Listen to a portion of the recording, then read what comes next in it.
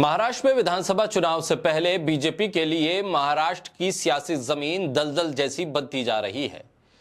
BJP के बड़े से बड़े नेता महाराष्ट्र में जाकर विपक्ष के नेताओं पर बयान दें और पलटवार ना आए, ऐसा हो नहीं सकता। अमित शाह जो बीजेपी के चाणक्य कहे जाते हैं और कहा जाता है कि जो सरकार बनी महाराष्ट्र में एनसीपी या शिवसेना को तोड़कर उसमें अमित शाह की हरी झंडी, उनकी मंजूरी, उनकी गाइडलाइन बेहद महत्वपूर्ण थी और उसके बिना यह काम हो ही नहीं सकता था। अब अमित शाह महाराष्ट्र पहुंचते हैं तो सीधे निशाने पर लेते हैं उद्धव ठाकरे को, शिवसेना को, शरद पवार को। शिवसेना जो बीजेपी के साथ कभी खड़ी रहा करती थी, अब उसके खिलाफ खड़ी है। ऐसे में शिवसेना के खिलाफ भी अमित शाह बोलने से कतराते नहीं है और अमित शाह बोले तो फिर उसका जवाब ना आए, ऐसा हो नहीं सकता।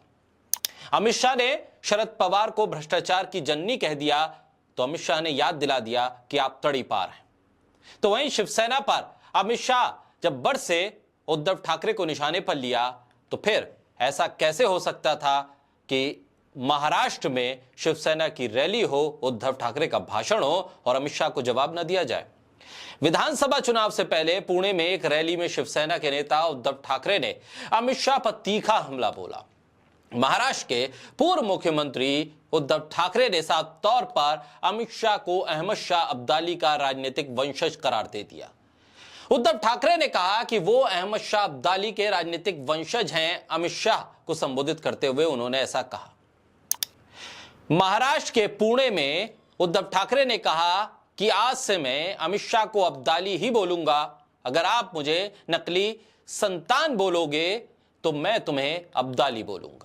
यानी जैसे को तैसा वाली रणनीति पर शिवसेना ने आगे कदम बढ़ा दिया है और यह बता दिया है बीजेपी को कि आप पूरे देश के अलग अलग राज्यों में जो चाहे सियासत खेलें, लेकिन ये महाराष्ट्र है और महाराष्ट्र में आप अगर एक शब्द भी हमारे खिलाफ बोलोगे तो हम पूरे भाषण में आपको छोड़ेंगे नहीं।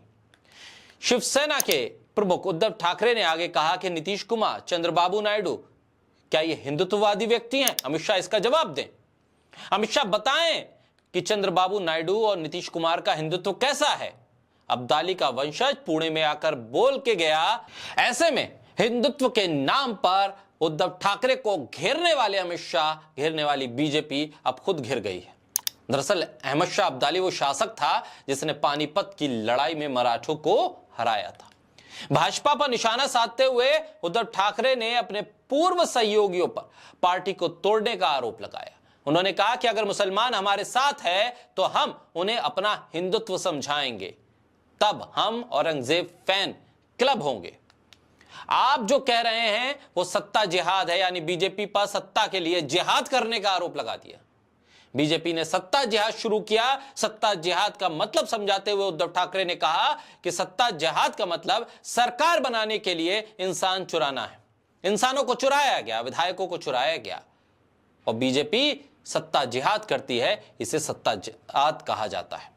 छत्रपति शिवाजी महाराज ने हमें दूसरों का घर जलाना नहीं सिखाया।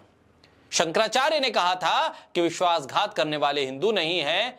बीजेपी ने तो विश्वासघात किया है।